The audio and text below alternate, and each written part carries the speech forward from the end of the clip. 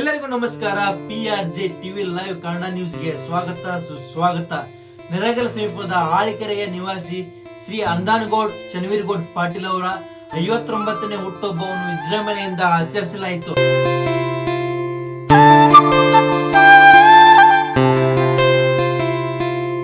ಕಾರ್ಯಕ್ರಮಕ್ಕೆ ಶ್ರೀ ಮಣಿಪುರಂ ಅಭಿನವ ಚನ್ನಬಸವ ಮಹಾಸ್ವಾಮೀಜಿಗಳು ಶಾಖಾ ಮಠ ನಿಡಗುಂದಿಕೊಪ್ಪ ಅವರು ಆಗಮಿಸಿದ್ದರು. ಹಾಗೆ ರೋಣ ತಾಲೂಕಿನ ಜನಪ್ರಿಯ ಶಾಸಕರಾದ GS ಪಾಟೀಲ್ ಅವರ ಸುಪುತ್ರ ಮಿಥುನ್ G ಪಾಟೀಲ್ ಅವರು ಆಗಮಿಸಿದ್ದರು. ಕಾರ್ಯಕ್ರಮದಲ್ಲಿ ಕಾಂಗ್ರೆಸ್ ಪಕ್ಷದ ಹಿರಿಯರು ಕಿರಿಯರು ಅನ್ನದೇ ಶ್ರೀ ಅಂದಾನಗೌಡ್ ಚನ್ನವೀರಗೌಡ್ ಪಾಟೀಲ್ ಅವರ 59ನೇ ಹುಟ್ಟುಹಬ್ಬವನ್ನು ವಿಜೃಂಭಣೆಯಿಂದ ಆಚರಿಸಿದರು. ನಮ್ಮ ಶಿವರೆಡ್ಡಿ ಕರ್ಮುಡಿ ಅವರು ಮಾಲಾರ್ಪಣೆ ಮಾಡಬೇಕಾಗಿರೋದು.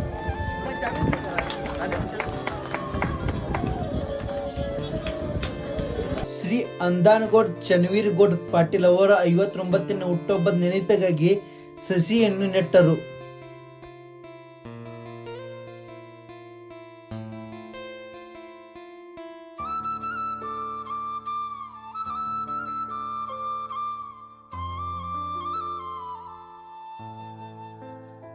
ಅಂದಾನಗೌಡರು ಪಾಟೀಲ್ ಅವರು ಪೂಜ್ಯರಿಗೆ ಸನ್ಮಾನ.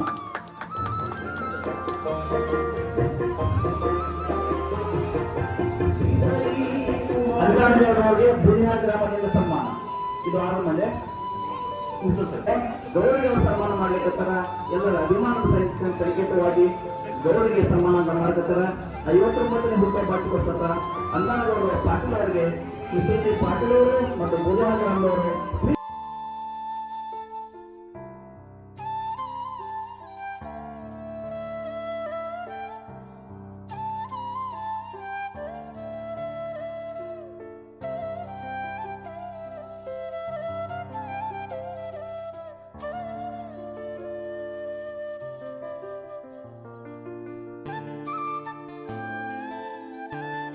ಮಹಾಸ್ವಾಮಿಗಳಿಗೆ ನಮಸ್ಕರಿಸಿ, ಜಿಗಕ್ಕೆ ಚನ್ನಬಸವ ಮಹಾಸ್ವಾಮಿಗಳಿಗೆ ನಮಸ್ಕರಿಸಿ, ಇಲ್ಲಿ ಸಾನ್ನಿಧ್ಯವನ್ನು ವಹಿಸಿದಂಥ ಅಭಿನವ ಚನ್ನಬಸವ ಮಹಾಸ್ವಾಮಿಗಳ ಪಾದಗಳಿಗೆ ನಮಸ್ಕರಿಸಿ, ಇಂದಿನ ನನ್ನ 59ನೇ ಹುಟ್ಟುಹಬ್ಬವನ್ನು ಆಚರಿಸಬೇಕಂತೇಳಿ ಇಲ್ಲಿ ಬೂದಾಳ ಗ್ರಾಮದಲ್ಲಿ ನಮ್ಮ ಬೂದಾಳ ಗ್ರಾಮದವರು ಮತ್ತು ನಮ್ಮ ನಗರದ ಸ್ನೇಹಿತರು ಮತ್ತು ನಮ್ಮ ಜಕ್ಕಲಿಯವರು, ಮಹಾಮಸೂರಿಯವರು, ನಡಗುಂದಿಯವರು ಎಲ್ಲರೂ ಸೇರಿ ಈ ಬೂದಾಳ ಗ್ರಾಮದಲ್ಲಿ ಆಚರಣೆ ಮಾಡಬೇಕಂತ ಏನು ವಿಚಾರ ಮಾಡಿದರು.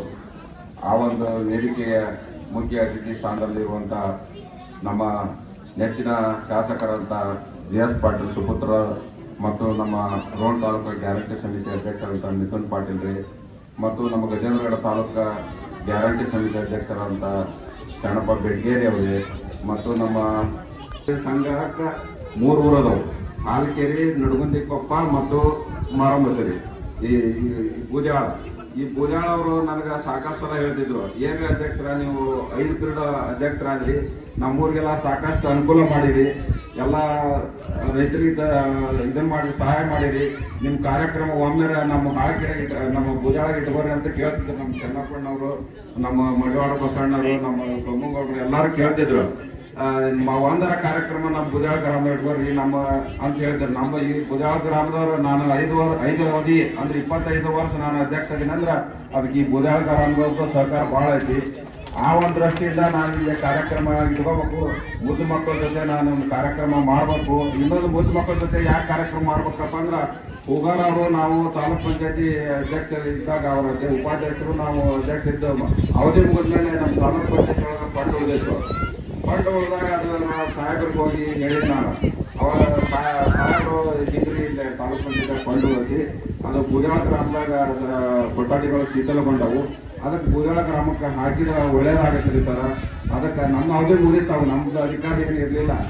ಅದಕ್ಕೆ ನಾವು ಸಾಹೇಬ್ರಿಗೆ ಕೇಳ್ಕೊಂಡ ಮಾಡಬೇಕು. ಆ ಒಂದು ದೃಷ್ಟಿಯಿಂದ ನಮಗೆ ಹೋಗಾರವರು ನಾವು ಹೋಗಿ ಸಾಹೇಬ್ರಿಗೆ ಕೇಳಿದ್ವಿ, ಒಂದು ಕೊಠಡಿ ಬೂದಾಳಿಗೆ ಅವಶ್ಯಕತೆ ಐತಿ ಮತ್ತು ಅನುದಾನನೂ ಐತಿ, ಅದನ್ನು ನೀವು ಮನಸ್ಸು ಮಾಡಿದ್ರೆ ಬೂದಾಳ ಗ್ರಾಮಕ್ಕೆ ಇದನ್ನು ಮಾಡೋದ್ರಿ ಸರ್ ಅಂತ ಕೇಳ್ಕೊಂಡ್ವಿ. ಅವಾಗ ಸಾಹೇಬರು ಇಲ್ಲ ಆಯ್ತು ಮಾಡ್ರಿ, ಆ ಬೂದಾಳ ಗ್ರಾಮಕ್ಕೆ ಇಟ್ಕೋರಿ ಆ ಕಾರ್ಯಕ್ರಮ, ಅನುದಾನ ಅಲ್ಲೇ ಬಳಕೆ ಮಾಡ್ಕೊರಿ, ಒಂದು ಶಾಲೆ ಕೊಠಡಿ ಕೊಟ್ಟಿದ್ರಿ. ನೀನ ಮುಂದೆ ಅಂತ ಅದನ್ನ ಸರಿಯಾಗಿ ಕಟ್ಟಿಸ್ಕೊಂಡು ನೋಡಂತ ನನಗೆ ಸಾಹೇಬರು ಆಜ್ಞೆ ಮಾಡಿದ್ರು. ಆ ಒಂದು ದೃಷ್ಟಿಯಿಂದ ನಾನು ಈ ಗುಜರಾತ್ ಗ್ರಾಮದಾಗ ಶಾಲೆ ಕೊಠಡಿ ನಾನು ಸಹಕಾರಿ ಸಂಘದ ಅಧ್ಯಕ್ಷನಾಗಿ ಈ ಗ್ರಾಮಕ್ಕೆ ಎಷ್ಟು ಸೇವೆ ಮಾಡೀನಿ. ನಾನು ತಾಲೂಕ್ ಪಂಚಾಯತಿ ಅವಧಿ ಮುಗಿದ್ರು ಈ ಊರಿಗೆ ಒಂದು ಏನಾದ್ರು ಒಂದು ಒಳ್ಳೇದು ಮಾಡ್ಬೇಕು ಅನ್ನೋ ದೃಷ್ಟಿಯಿಂದ ನಾನು ಸಾಹೇಬರ ಅಪ್ಪಣೆ ಮೇರೆಗೆ ಆ ಕೊಠಡಿನ ಉತ್ತಮವಾಗಿ ನಿರ್ಮಾಣ ಮಾಡಿ ಈ ಶಾಲೆಗೆ ಒದಗಿಸ್ಕೊಟ್ಟಿನಿ. ಆ ಒಂದು ದೃಷ್ಟಿಯಿಂದ ಈ ಕಾರ್ಯಕ್ರಮ ಇಲ್ಲೇ ಇಟ್ಕೋಬೇಕು ಅನ್ನೋ ಒಂದು ದೃಷ್ಟಿಯಿಂದ ನಾನು ಹೆಮ್ಮೆಯಿಂದ ಈ ಕಾರ್ಯಕ್ರಮ ಇಲ್ಲಿ ಇಟ್ಕೊಂಡೆ. ನಮ್ಮೂರ ಮಾಡ್ಬೋದಿತ್ತು ನಾ ಕಾರ್ಯಕ್ರಮ, ನಮ್ಮೂರ ಸಾಕಷ್ಟು ಮಾಡಿ ನಾವು ಕಾರ್ಯಕ್ರಮ. ಆ ಒಂದು ದೃಷ್ಟಿಯಿಂದ ನಾನು ಗುಜರಾತ್ ಗ್ರಾಮಕ್ಕೆ ನಾನು ಸಂಬಂಧ ಇದೀನಿ. ಇದು ಗುಜರಾತ್ ಗ್ರಾಮದಾರಲ್ಲ, ಹಾಲ್ಕೆರೆ ಗ್ರಾಮದಾರಲ್ಲ ಅನ್ನೋ ಒಂದು ಉದ್ದೇಶದಿಂದ ಈ ಕಾರ್ಯಕ್ರಮ ಇಟ್ಕೊಂಡಿವಿ. ಆಮೇಲೆ ಇನ್ನೊಂದೇನಪ್ಪ, ನನ್ನ ಹುಟ್ಟುಹಬ್ಬ ನಾನು ಎಲ್ಲರ ಆಚರಿಸ್ಕೊಳ್ಳೋ ಉದ್ದೇಶ ನನ್ನ ಹತ್ರ ಇಲ್ಲ. ನಾವು ಪ್ರತಿ ವರ್ಷ ಯಾವ್ದಾರ ಒಂದು ಶಾಲೆಗೆ ಆಚರಿಸ್ಕೊಂತೀವಿ. ಒಂದು ನಮ್ಮ ಹಾಲ್ಕೆರೆ ಗ್ರಾಮದಾಗ ಒಂದು ವರ್ಷ ಆಚರಣೆ ಮಾಡ್ಕೊಂಡು ಅಲ್ಲೇ TV ಕೊಡಿಸಿದೆ, ಅಲ್ಲೇ ಆಚರಣೆ ಮಾಡ್ಕೊಂಡೆ. ಮೊನ್ನೆ ಹೋದ ವರ್ಷ ನಾನು ವೃದ್ಧಾಶ್ರಮ ಬೆಳಗೇರಿ ಒಳಗೆ ಆಚರಣೆ ಮಾಡ್ಕೊಂಡೆ. ಬೆಳಗಿನ ಜಾವ 7 ಗಂಟೆಗೆ. ಯಾಕಂದ್ರೆ ಅವತ್ತು ನಾನು ಹೈಕೋರ್ಟ್ನಾಗ ನಮ್ದೊಂದು ವ್ಯಾಜ್ಯದ ಒಂದು ತೀರ್ಪು ಇತ್ತು. ಅಲ್ಲೇ ಆ ಒಂದು ಉದ್ದೇಶದಿಂದ ನಾನು ಹೈಕೋರ್ಟ್ಗೆ ಹೋಗ್ಬೇಕಾಗಿತ್ತು ಧಾರವಾಡಕ್ಕೆ. ನಾನು ಏನಾದ್ರು ಮಾಡಿ ಅಲ್ಲಿ ವೃದ್ಧಾಶ್ರಮಕ್ಕೆ ಹೋಗಿ ಅವ್ರನ್ನ ಆ ಹಿರಿಯರು ವೃದ್ಧಾಶ್ರಮದ ಅಂದ್ರೆ ಹಿರಿಯರ ಇರ್ತಾರಲ್ಲ, ಎಲ್ಲ 70, 80, 100 ವರ್ಷ ಥರ ಇರ್ತಾರೆ. ಆಮೇಲೆ ಅವರು ವಂಚಿತರಿರ್ತಾರೆ, ಸಮಾಜ ಬಂಧ ಬಳಗದಿಂದ ದೂರ ಇರ್ತಾರೆ. ಅವರು ಮಾನಸಿಕವಾಗಿ ಅವ್ರಿಗೆ ನೆಮ್ಮದಿ ಇರೋಂಗಿಲ್ಲ. ಆ ಒಂದು ದೃಷ್ಟಿಯಿಂದ ಅವ್ರ ಜೊತೆ ನಾನು ಆಚರಿಸ್ಕೋಬೇಕು ಅನ್ನೋ ಒಂದು ದೃಷ್ಟಿಯಿಂದ ಹೋದ ವರ್ಷ ವೃದ್ಧಾಶ್ರಮದಾಗ ಹೋಗಿ ನಾನು ಈ ಹುಟ್ಟುಹಬ್ಬನ ಆಚರಿಸ್ಕೊಂಡೆ. ಅವ್ರು ವೃದ್ಧಾಶ್ರಮದಾಗ ಇರ್ತಕ್ಕಂಥ ಎಲ್ಲ ಹಿರಿಯರು ನನಗೆ ಏನು ಆಶೀರ್ವಾದ ಮಾಡಿದ್ರು ಅಂದ್ರೆ, ನಮ್ಮ ಮಕ್ಕಳು, ನಮ್ಮ ಬಂಧು ಬಾಂಧವರು ನಮ್ಮನ್ನ ನೋಡಕ್ ಬರಲ್ಲ, ನೀವು ನಮ್ಮನ್ನ ನೋಡಕ್ ಬಂದಿರಲ್ಲ, ನಿಮಗೆ ಒಳ್ಳೇದಾಗಲಿ, 100 ವರ್ಷ ಆಯುಷ್ಯ ಕೊಡ್ಲಿ ಆಗುವಂತ ಒಂದು ಆಶೀರ್ವಾದ ಮಾಡಿದ್ರು. ನಾನು ಅವ್ರ ಆಶೀರ್ವಾದ ತಗೊಂಡು ಹೈಕೋರ್ಟ್ನ ತೀರ್ಪು ನನ್ನ ಬಂತು. ಆ ಹಿರಿಯರ ಆಶೀರ್ವಾದ ನನಗೈತಿ ಅನ್ನೋ ಒಂದು ದೃಷ್ಟಿಯಿಂದ ನಾನು ಯಾಕಂದ್ರೆ ಇಂಥ ಕಾರ್ಯಕ್ರಮ ಮಾಡ್ಬೇಕಪ್ಪ ಅಂದ್ರೆ, ಇಂಥ ಒಂದು ಮಕ್ಕಳು, ಮುದ್ದು ಮಕ್ಕಳು ಅಂದ್ರೆ ಅವರು ದೇವರಿದ್ದಾಗ, ಅವರು ನಮ್ಮ ಮುಂದಿನ ಭವಿಷ್ಯ, ನಮ್ಮ ದೇಶದ ಭವಿಷ್ಯ ಅವ್ರ ಕೈಯಾಗೈತಿ. ಆ ಒಂದು ದೃಷ್ಟಿಯಿಂದ ನಾವು ಇಂಥ ಒಂದು ಕಾರ್ಯಕ್ರಮ ಮಾಡಿ ಹಿರಿಯರ ಒಂದು ಆಶೀರ್ವಾದ, ಸೂಚರ ಒಂದು ಆಶೀರ್ವಾದ, ಗುರುಗಳ ಒಂದು ಎಲ್ಲರೂ ಹಿರಿಯರ ಒಂದು ಆಶೀರ್ವಾದ ಅನುಭವ ತಗೊಂಡು ಅವರು ನಾಳೆ ಒಂದು ನಾವು ಇವತ್ತು ಇಲ್ಲಿದ್ದೀವಿ, ನಾಳೆ ಅವರು ಈ ವೇದಿಕೆ ಮೇಲೆ ಬಂದಿದ್ದು ಮಾತಾಡೋಂಗಾಗಲಿ, ನಮ್ಮ ದೇಶನ ಸುಭದ್ರವಾಗಿ ಕಟ್ಟಲಿ ಅನ್ನೋ ಒಂದು ಉದ್ದೇಶದಿಂದ ಇಂಥ ಒಂದು ಕಾರ್ಯಕ್ರಮ ಹಮ್ಮಿಕೊಂಡು ಶಾಲಾ ಮಕ್ಕಳಿಗೆ ಒಂದು ನಮ್ಮ ದೇಶದ ಬಗ್ಗೆ ಅಭಿಮಾನ, ನಮ್ಮ ಸಂಸ್ಕೃತಿ, ನಾಗರಿಕತೆ ಬಗ್ಗೆ ಒಂದು ಅಭಿಮಾನ ಹುಟ್ಟಲಿ ಅನ್ನೋ ಒಂದು ಕಾರ್ಯಕ್ರಮನ ಇಲ್ಲೇ ಇಟ್ಕೊಂಡಿವಿ. ಆ ಉದ್ದೇಶನ ಈ ಕಾರ್ಯಕ್ರಮ ಎಲ್ಲರೂ ಯಶಸ್ವಿ ಮಾಡಿಕೊಟ್ಟಿರಿ. ನನ್ನ ಒಂದು ವೈಯಕ್ತಿಕ ಜೀವನ ಹೇಳ್ಬೇಕನ್ನಪ್ಪ ಅಂದ್ರ, ನಾನು ಪ್ರೈಮರಿ ಸ್ಕೂಲು ಹಾಲ್ಕೆರೆ ಮುಗಿಸಿದೆ. ಮುಂದೆ ಹೈಸ್ಕೂಲು ಮತ್ತು ಕಾಲೇಜನ್ನು ಇಲ್ಲೇ ನೆರಗಲ್ ಅಂಧನೇಶ್ವರ ಕಾಲೇಜ್ನಾಗ ಮುಗಿಸಿದೆ. ನಾನು ಕಾಲೇಜ್ ಹೋಗ್ಬೇಕಾದ್ರೆ ನಮ್ಮ ತಂದೆ ತೀರ್ಕೊಂಡ್ರು. ತಂದೆ ತೀರ್ಕೊಂಡಾಗ ನನಗೆ ಕಾಲೇಜ್ ಓದ್ಬೇಕಾದ್ರೆ ನನಗೆ ಮನೆ ಜವಾಬ್ದಾರಿ ಬಿತ್ತು. ಅವಾಗ ಮನೆ ಜವಾಬ್ದಾರಿ ಬಿದ್ದಾಗ ನಾ ಇನ್ನೂ BA ಓದ್ತಿದ್ದೆ. ಅವಾಗ BA ಓದಾಗ ನನ್ನ ಮನೆ ಜವಾಬ್ದಾರಿ ಬಿದ್ದಾಗ ನಾನು ಹೆದರ್ಲಿಲ್ಲ. ನಮ್ಮ ತಾಯಿ ನನಗೆ ಸಪೋರ್ಟ್ ಮಾಡಿದ್ಲು. ಸಪೋರ್ಟ್ ಮಾಡಿ ಆಯ್ತಪ್ಪ ಭೋಗ್ಯನಾಥ ಹೋದ್ರು, ನೀನಾರ ಚಂದಾಗಿ ಮಾಡ್ಕೊಂಡು ಹೋಗಿ, ನಿನ್ಗೆ ಸಪೋರ್ಟ್ ನನಗೆ ಐತಿ ಅಂತ ಹೇಳಿದ್ರು. ಅವತ್ತಿನ ಪರಿಸ್ಥಿತಿ ಒಳಗೆ ನನ್ನ ಮನೆ ಪರಿಸ್ಥಿತಿ ಸರಿ ಇರಲಿಲ್ಲ. ಆ ಒಂದು ಜವಾಬ್ದಾರಿ ತೊಗೊಂಡು ನಾನು ಸಣ್ಣ ವಯಸ್ಸಿನಾಗ ನಾನು ಜವಾಬ್ದಾರಿ ತೊಗೊಂಡು ಇವತ್ತಿಗೆ ನಾನು ನಮ್ಮ ಮನೆ ಆರ್ಥಿಕ ಪರಿಸ್ಥಿತಿ ಸುಭದ್ರವಾಗಿ ಇಟ್ಕೊಂಡು ನಾನೆಲ್ಲ ಸಹೋದರ ಸಹೋದರಿಯರನ್ನ ಹೊಂದಿಕೊಂಡು ಅವ್ರ ಜೊತೆ ಕೂಡಿಕೊಂಡು ಇವತ್ತು ನಾನು ಜೀವನ ಮಾಡ್ಕೊಂಡು ಆಮೇಲೆ ಕೃಷಿ ಮಾಡಿದೆ. ನಾನು ಕೃಷಿ ಮಾಡಿಕೊಂಡು ಕೃಷಿ ಕ್ಷೇತ್ರದಲ್ಲಿ ನಾನು ಹಾಕಿರಿ. ಈಗ ಯಾರು ಅಂತಾರೆ ನಮ್ಮೂರಾರ, ನೀನೇನು ಹೊಲ ನೋಡಿಲ್ಲ ಅಂತಾರ. ನಾನು ಎಂತ ಕೃಷಿ ಮಾಡಿದೆ ಅಂದ್ರೆ ಸ್ವತಃ ನಾನಾ ಎಣ್ಣೆ ಹೊಡಿತಿದ್ದೆ ಹೊಲದಾಗ. ಯಾರು ಆಳು ಕಳಿಸಿ ಎಣ್ಣೆ ಹೊಡೆದಪ್ಪ ಅಂದ್ರೆ ನನಗೆ ಭರವಸೆ ಇರ್ತಿರ್ಲಿಲ್ಲ. ಆ ಒಂದು ದೃಷ್ಟಿಯಿಂದ ನಾನು ಸ್ವತಃ ಕೃಷಿ ಮಾಡಿ, ಕೃಷಿ ಒಳಗೂ ನಾನು ಇದನ್ನ ಮಾಡಿದೆ. ಬಲ ಸಿಕ್ತು ನನಗೆ. ನಾನು ದೇವ್ರ ಕೈ ಹಿಡ್ದ. ನಾನು ಅವತ್ತು ಸಂಕಷ್ಟದಲ್ಲಿದ್ದ ಮಂತಾನ ಹಿರಿಯತನ ತಗೊಂಡು ನಾನು ಕೃಷಿ ಮಾಡಿದೆ. ಕೃಷಿ ಮಾಡಿ ನಾನು ಅವತ್ತಿನ ಪರಿಸ್ಥಿತಿ ಏನು ನಮ್ಮ ಮನೆ ಸಾಲದಾಗಿತ್ತು ಅದನ್ನೆಲ್ಲ ನಿಭಾಯಿಸಿ ನನ್ನ ಹಿರಿಯತನದಾಗ 40 ಎಕರೆ ಹೊಲ ನಾ ಕರೆದು ಹಿಡಿದೆ. ನಾನು 40 ಎಕರೆ ಹೊಲ ಕರೆದು ಹಿಡಿದು ನಾನು ಇವತ್ತು ನಮ್ಮ ಮಂತಾನ ಪರಿಸ್ಥಿತಿ ಸುಭದ್ರಾಗುವಂಗ ಮಾಡಿದೆ. ಯಾಕಂದ್ರೆ ನಾವು ದುಡಿದ್ವಿ, ದೇವರು ನಮ್ಗೆ ಕೈ ಹಿಡ್ದ.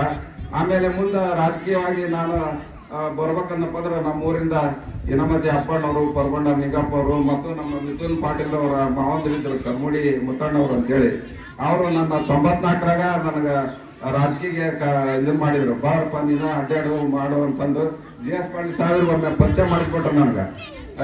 ಈಗ ಶಂಡ್ಲಿಗೇರಿ ಬಸಪ್ಪನವ್ರ ಮೊಮ್ಮಗ ಚಿನ್ನರಪ್ಪನ ಮಗ ಅಂದ್ಬಿಟ್ಟು ನಾ ಸಾಹೇಬ್ರು ಶಂಡ್ಲಿಗೇರಿ ಬಸಪ್ಪನವರು ನಮ್ಮ ತಂದೆಯವರು ಅಗ್ನಿ ಸ್ನೇಹಿತರು ಅವ್ರ ಮೊಮ್ಮಗ ನೀನು ಅವರು ಸಮಾಜಕ್ಕೆ ಸೇವೆ ಮಾಡ್ಕೊಂತನ ಬಂದ್ರ ನೀನು ಇದನ್ನ ಮಾಡ್ಕೊಂಡು ಹೋಗಪ್ಪ ಅಂತ ಎಸ್ ಪಾಟೀಲ್ ನನಗೆ ಅವತ್ತ ಆಶೀರ್ವಾದ ಮಾಡಿದ್ರು. ಆ ಚುನಾವಣೆ 94ರ ಚುನಾವಣೆಗೆ ನನಗೆ ಜವಾಬ್ದಾರಿ ಕೊಟ್ರು, ಹಿರಿಯತನ ಕೊಟ್ರು. ಆ ಚುನಾವಣೆಗೆ ಸಾಹೇಬ್ರು ಸೋದ್ರು ಅಂದ್ಬಿಟ್ಟು ನಾವು ಮನೆಗೆ ಹೋಗಿದ್ವಿ. ಮನೆಗೆ ಹೋದಾಗ ಏನಂದ್ರೆ ಇವ್ರು ಅಪ್ಪಣ್ಣರು ನಮ್ಮ ನಿಂಗಪ್ಪಣ್ಣವರು ಮತ್ತು ನಮ್ಮ ಹಿರಣ್ಣ ಕಾಕರು ಹೊಸರು ಏನಂದ್ರೆ ಬಾಬು ಗಿರತನ ಕೊಟ್ರಿ ಸೋತ್ ಬಿಟ್ರಿ ನೋಡಿ ಅಂತಂದ್ರೆ ಅವನ್ದಲ್ಲ ಈ ಸಲ ಬಂದನ ಸೋಲಿನ ಜವಾಬ್ದಾರಿ ನೀವು ಹೊತ್ಕೋಬೇಕದನ್ನ ಅವಂಗೆ ಯಾಕೆ ಹೋಲಿಸ್ತಾರೆ ನೋಡಿ ಮುಂದಿನ ಚುನಾವಣೆಗೆ ಗೆಲ್ತೀನಿ ನಾನಂದ್ರೆ ಸಾಹೇಬ್ರು ಮುಂದಿನ ಚುನಾವಣೆಗೆ ಗೆದ್ರು.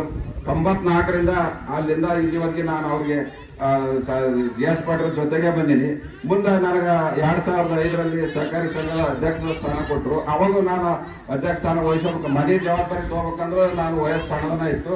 ಮುಂದೆ ಸೊಸೈಟಿ ಅಧ್ಯಕ್ಷ ಸ್ಥಾನ ಕೊಡ್ಬೇಕಂದ್ರೆ ನಾನು ಅವ್ರ ಸಣ್ಣ ವಯಸ್ಸಿನ ಎಲ್ಲ ಹಿರಿಯರು, ನಮ್ಮ ಹಿರಣ್ಣರು, ನಮ್ಮ ಗಿರಿಯಪ್ಪಗೌಡರು, ನಮ್ಮ ಅಪ್ಪಣ್ಣವರು, ನಿಂಗಪ್ಪಣ್ಣವರು, ನಮ್ಮ ಕರ್ಮಡಿ ಮುತ್ತಣ್ಣವರು ಎಲ್ಲರೂ ಸೇರಿ ನನಗೆ ಆ ಜವಾಬ್ದಾರಿ ಕೊಟ್ಟರು. ಆ ಜವಾಬ್ದಾರಿ ಕೊಟ್ಟಾಗ ಅದು ಸಂಘನ ಜವಾಬ್ದಾರಿ ಕೊಟ್ಟಾಗ ಸಂಘನೂ ಸರಿ ಇರಲಿಲ್ಲ, ಅದು ಒಂದು ವ್ಯವಸ್ಥೆ ಸರಿ ಇಲ್ಲ, ಸೂಪರ್ಸೀಡ್ ಆಗಿತ್ತು, ಕದ ಹಾಕಿತ್ತು.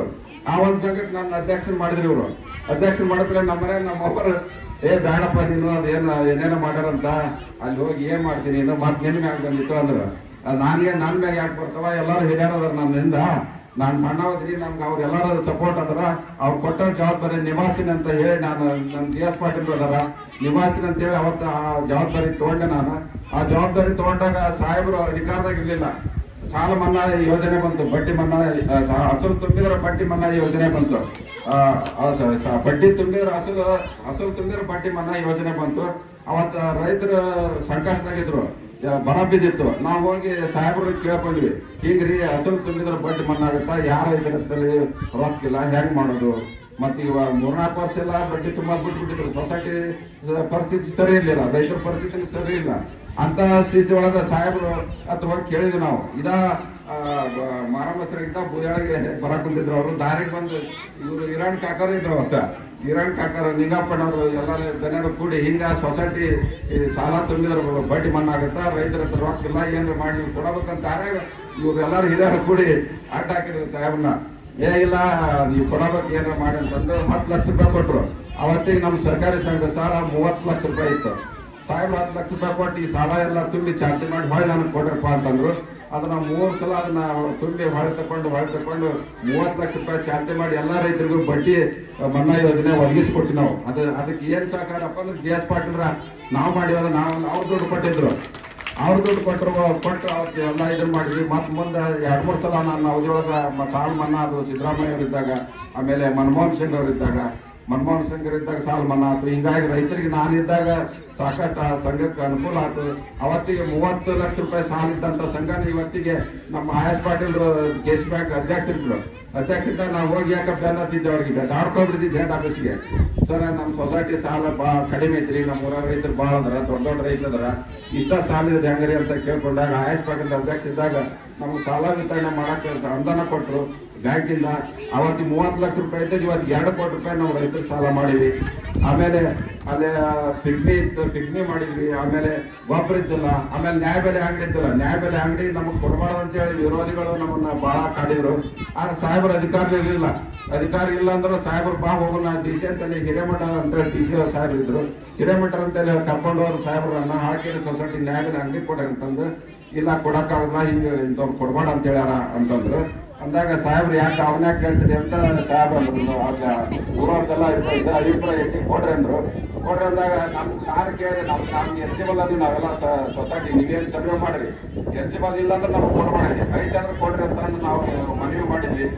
ಸ್ವತಃ TC ಅವರ ಇಲ್ಲಿ ನಮ್ಗೆ ಸರ್ವೆ ಮಾಡಕ್ ಕಳಿಸಿದ್ರು. ಎಲಿಜಿಬಲ್ ಐತೆ ಅಂದ್ರೆ ನಮಗೆ ಕೊಡಕ್ಕೆ ಇದನ್ನ ಮಾಡಿದ್ರು. ಮತ್ತೆ HK ಪಾಟೀಲ್ ಸಾಹೇಬ್ರು, DR ಪಾಟೀಲ್, ಮತ್ತೊಮ್ಮೆ GS ಪಾಟೀಲ್ 3 ಮಂದಿ ಹೋಗಿ ಹಾಕಿ ನೀವು ನ್ಯಾಯಬೆಲೆ ಅಂಗಡಿ ಕೊಡ್ಲೇಬೇಕಂತೇಳಿ ಹಠ ಹಿಡಿದಾಗ ನಮಗೆ ನ್ಯಾಯಬೆಲೆ ಅಂಗಡಿ ಒದಗಿಸ್ಕೊಟ್ರು ಸನ್ಮಾನ್ಯ ಹಿರೇಮಠ DC ಸಾಹೇಬ್ರು. ಯಾರಂದ್ರೆ GS ಪಾಟೀಲ್ ಒತ್ತಾಯ ಸಮುದಾಯದಿಂದ ನಾವು ಇವತ್ತಿಗೆ ಏನ ಕೆಲಸ ಮಾಡ್ಕೊಂತ ಬಂದೀವಿ ಎಲ್ಲ ಜಿ ಎಸ್ ಪಾಟೀಲ್ ಸರ್ಕಾರದಿಂದ.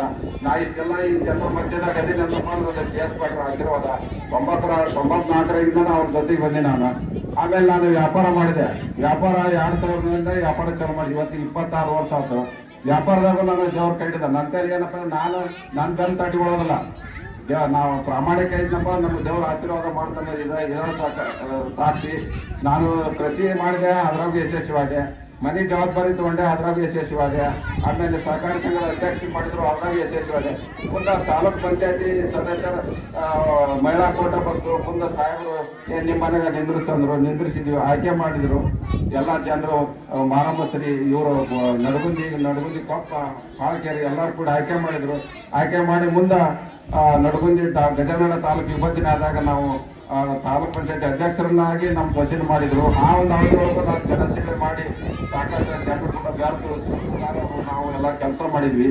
ಇಷ್ಟೆಲ್ಲ ಕೆಲಸ ಮಾಡ್ಬೇಕಪ್ಪ ಅಂದ್ರೆ ಯಾಕಪ್ಪ ಆಶೀರ್ವಾದ ಅಂದ್ರೆ ಜಿ ಎಸ್ ಪಾಟೀಲ್ ಕೂಡ ನಾನು 94ರಿಂದ ಅವ್ರು ಕೂಡ ಬಂದೀನಿ. ಅವ್ರ ನೆರಳಿನಾಗ ನಾ ಬದುಕಿದ್ದೆ, ಅವ್ರ ಮಾರ್ಗದರ್ಶನದಾಗ ಬಂದೀನಿ. ಅವರು ಈ ಎಲ್ಲ ನಾ ಈ ಒಂದು ಇದಕ್ಕೆ ಬಂದಿದ್ದೀನಪ್ಪ ಅಂದ್ರೆ ಜಿ ಎಸ್ ಪಾಟೀಲ್ರ ಕಾರಣ. ಅಂತ ನಾಯಕರು ಎಲ್ಲೇ ಸಿಗುದಿಲ್ಲ. ಅವ್ರಿಗೆ ನಾನು ಈ ಹುಟ್ಟಪ್ಪ ನಿನ್ನೆ ಆಚರಿಸ್ಕೋಬೇಕನ್ನಪ್ಪ ಅಂದ್ರೆ ಇದಿದ್ದಿಲ್ಲ ನಮಗೆ. ಯಾಕಂದ್ರೆ ಸಚಿವರ ಖಾತೆ ಹಂಚಿಕೊಡ್ತಾರ. ಇವತ್ತು ಪ್ರಮಾಣ ವಚನ ಐತಿ ಅಂತಂದು ಸುದ್ದಿ ಇತ್ತು. ಆ ಒಂದು ರಕ್ಕಿಂದ ಈ ಕಾರ್ಯಕ್ರಮ ಬ್ಯಾಡ ಅಂತ ಹೇಳ್ಬಿಟ್ಟು ನಿತಿನ್ ಸರ್ಗೆ ಮಾತಾಡಿದ್ವಿ ನಾವು. ಸಚಿವರು ಜಿ ಎಸ್ ಪಾಟೀಲ್ ಸಚಿವರಾದ ನಾನು 3ನೇ ವರ್ಷದ ಹುಟ್ಟಪ್ಪ ಆಚರಿಸ್ಕೊಂಡು ಖುಷಿ ಆಗುತ್ತೆ ಸರ. ಇದು ನಮ್ಗೆ ಸಚಿವರು ಆಗಲಿ ಮೊದಲ ಇದು ಆಗಕ್ಕಪ್ಪ ಟಿಕೆಟ್ ಅದು ಮುಂದೂಡಿದ್ರೆ ನೋಡೋಣ ಅಂತ ಇದಕ್ಕಪ್ಪ ಕಾರ್ಯಕ್ರಮ ಇದನ್ನು ಮುಂದೂಡೋಣ ಅಂತ ಇದ್ವಿ. ಅನಿವಾರ್ಯ ಕಾರಣದಿಂದ ಸಚಿವ ಹಂಚಿಕೆ ಖಾತೆ ಮುಂದೆ ಓಡಿದ್ರು. ಆ ಒಂದು ಇಷ್ಟಂತ ಇವತ್ತು ಮಿಥುನ್ ಸಾಹೇಬ್ರಿಗೆ ಮಾತಾಡಿದ್ವಿ. ಅವರು ಬಂದು ಇಲ್ಲಿ ಕಾರ್ಯಕ್ರಮಕ್ಕೆ ಭಾಗಿಯಾಗಿ ಇದು ಮಾಡಿದ್ರು. ನಾವು ಮಿಥುನ್ ಸರ್ ಹೆಂಗಂದ್ರೆ ನಮ್ಮ ಕೂಡ ತಪ್ಪಂದ್ರೆ ಜಿ ಎಸ್ ಪಾಟೀಲ್ ನಮ್ಮ ಸಹಕಾರ ಕೊಡ್ತಾರೆ, ಆ ಸಹಕಾರ ಕೊಡ್ತಾರೆ. ನಮ್ಗೊಬ್ಬರ ಅಲ್ಲ ಅವರು, ಎಲ್ಲರೂ ಕೂಡ ಎಲ್ಲ ಸಮಾಜದವರು, ಇಲ್ಲಿ ಏಕಾಂತ ಸಮಾಜದವರಲ್ಲಿ ದಲಿತರು, ಹಿಂದುಳಿದವರು, ಅಲ್ಪಸಂಖ್ಯಾತರು, ದೀನದಲಿತರು, ಯಾರ್ಯಾರು ಬಡವರು, ಶ್ರೀಮಂತರು ಯಾರು ಲೆಕ್ಕ ಹಾಕೋದಿಲ್ಲ ಅವರು. ಜಿ ಎಸ್ ಪಾಟೀಲ್ ಹಂಗ ಅವ್ರಿಗೆ ಸಂಸ್ಕೃತಿ ಕೊಟ್ಬಿಟ್ಟಾರ. ಆ ಒಂದು ದೃಷ್ಟಿಯಿಂದ ನಮ್ಮ ನಾಯಕರು ಜಿ ಎಸ್ ಪಾಟೀಲ್ರು ನಮ್ಮನ್ನ ಹೆಂಗೆ ಬೆಳೆಸ್ಯಾರ, ಅವ್ರ ಮಕ್ಕಳು ಹಂಗೆ ಬೆಳೆಸ್ಯಾರ. ಅವರು ಸಮಾಜಮುಖಿ ಆಗಿದಾರ. ಮುಂದಿನ ಜನ್ಮದೊಳಗ ನಮ್ಮ ಮಿಥುನ್ ಪಾಟೀಲ್ರ MLA ಆಗಲಿ ಅಂತೇಳಿ ನಾನು ಎಲ್ಲರ ಆಸೆ ಮಾಡ್ತೀನಿ. ಆಮೇಲೆ ಮತ್ತು ನಾಳೆ ವಿಸ್ತರಣೆ ಆಗುವಂಥ ಸಚಿವ ಸಂಪುಟದಲ್ಲಿ ನಮ್ಮ ಜಿ ಎಸ್ ಪಾಟೀಲ್ ಸಚಿವ ಸ್ಥಾನ ಸಿಗಲಿ. ಅವ್ರ ಸಚಿವರಾಗಿ ಮಾನ್ಯ ನಾವು ಫೋನ್ ಹಚ್ಚಿದ್ದೆ, ನೀವು ಸಚಿವರಾಗಿ ಊರಿಗೆ ಬರೀತಾ ಹಂಗ ಬರ್ಬೇಡ್ರಿ ಅಂತ. ಊರಿಗೆ ಬಂದ್ಬಿಟ್ಟಿನಿ ಅಂದ್ರೆ ಯಾಕ್ರಿ ಯಾಕೆ ಬಂದಿದ್ದೆ, ಇಲ್ಲ ತುಮಕೂರು ಅವ್ರದ್ದು ಹುಟ್ಟಾಡ್ತಿತ್ತು ಅದಕ್ಕೆ ಬಂದಿನಿ ಮತ್ತೆ ಹೋಗ್ತೀನಿ ಅಂತ. ಹೋಗಿ ಇರ್ಬೇಡ ನೀವು, ಒಟ್ಟು ನಿಮ್ಮ ಖಾತೆ ತಗೊಂಡ ಊರಿಗೆ ಬರ್ರಿ. ಯಾಕಂದ್ರೆ ನೀವು ಸಚಿವ ಖಾತೆ ನಿಮಗೆ ಸಿಗ್ತಪ್ಪ, ಒಂದು ಅಭಿವೃದ್ಧಿ ಆಗುತ್ತೆ. ನೀವು ಜನನಾಯಕರು, ಅಭಿವೃದ್ಧಿ ಅಧಿಕಾರ, ನೀವು ನಿಮ್ಮಂತಲ್ಲಿ ಸಚಿವರ ಸ್ಥಾನ ಕೊಟ್ಟು ನಾನು ಒತ್ತಾಯ ಮಾಡಿದೆ. ಎಚ್ ಕೆ ಪಾಟೀಲ್ ಬಗ್ಗೆ ನಾವು ಮಾತಾಡಿದೆ ಹೋದ ಸಾರಿ. ನಮ್ಮ ಸಾಹೇಬರು ಬಿಟ್ಕೊಡ್ರಿಂದ ಬಿಟ್ಕೊಡ್ಲಿಲ್ಲ ಅವರು. ಈ ಸಾರಿ ಆದರೂ ಎಲ್ಲ ನಾಯಕರು ಅವ್ರಿಗೆ ನಮ್ಮ ಸಾಹೇಬ್ರ ಬಗ್ಗೆ ಅವ್ರ ಗೌರವ, ಅವ್ರ ನಿಷ್ಠೆ, ಅವ್ರ ಪ್ರಾಮಾಣಿಕತೆಗೆ ಎಲ್ಲರೂ ವಿಚಾರ. ಇಡೀ ಗದಗಿನಾಗ ಜಿ ಎಸ್ ಪಾಟೀಲ್ ಮಂತ್ರಿ ಕೊಡ್ರಿ, ಎಚ್ ಕೆ ಪಾಟೀಲ್ ಗಾಡ್ರ ನಾವು ಒಂದು ಲೆಕ್ಕಕ್ಕೆ ನಮ್ಮ ಜಿ ಎಸ್ ಪಾಟೀಲ್ ಗಳದಾರನ್ನಪ್ಪ ಅಂದ್ರೆ ಅವ್ರ ಎಷ್ಟು ಜಾಗೈತೆ ಅನ್ನೋದು ನಾವು ತಿಳ್ಕೊಬೇಕು. ಅವ್ರ ಮಾರ್ಗದರ್ಶನ ನಾವು ಹೋಗ್ಬೇಕು. ಮುಂದಿನ ಜನ್ಮದೊಳಗೆ ನಮ್ಮ ಸಚಿವರಾಗಿ ನಮ್ಮ ಜಿ ಎಸ್ ಪಾಟೀಲ್ ಬರಲಿ. ನಾಳೆ ಸಚಿವ ಪ್ರಮಾಣ ಪತ್ರ ಸ್ವೀಕರಿಸಿ. ಆಮೇಲೆ ಮುಂದಿನ ಜನ್ಮದೊಳಗೆ ಅವ್ರಿಗೆ ಎಷ್ಟು ಗೌರವ ಐತಿ, ಅವ್ರಿಗೆ ಎಷ್ಟು ಅಧಿಕಾರ ಅನುಭವಿಸ್ಯಾರ, ಅಷ್ಟೇ ಅಧಿಕಾರ ಅಷ್ಟೇ ಗೌರವ ನಮ್ಮ ಮಿಥುನ್ ಪಾಟೀಲ್ಗೆ ಸಿಗಲಿ ಅಂತ ಹಾರೈಸಿ ನಿಮ್ಮೆಲ್ಲರ ಆಶೀರ್ವಾದ ನಮ್ಮ ಕೈಯಲ್ಲಿ ಹಾರೈಸಿ ಮಾತಾಡೋಕೆ ಅವಕಾಶ